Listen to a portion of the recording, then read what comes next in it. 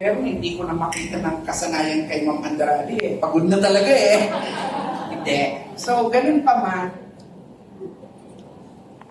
yung nga ginawa nila is worth emulating. Diba? Sana pag naganap din ito sa atin, hindi naman kalabisan na maging ano tayo, diba? Ito na characteristic ng isang Filipino, hospitable. Diba? So, besides, hindi naman tayo kaiba-iba sa kanila.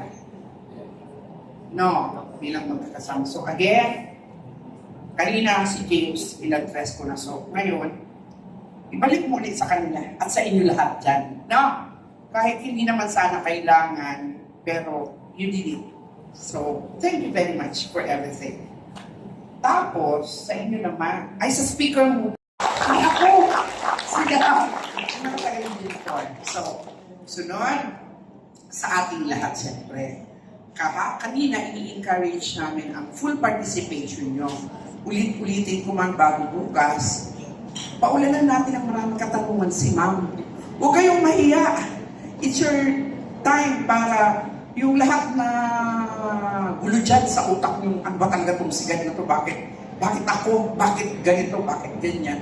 Lahat. Mamayang gabi, may mahaba pang oras. Take note nyo na, kasi sabi ko nga, pag nakakalimutan nyo talaga, di ba? So, ilan tayo? 56 daw na participants. Paulanin natin yung 56 na questions kay Ma'am. Kasi nakita nyo, hirap na hirap ako ma-pronounce yung qualification ni Ma'am.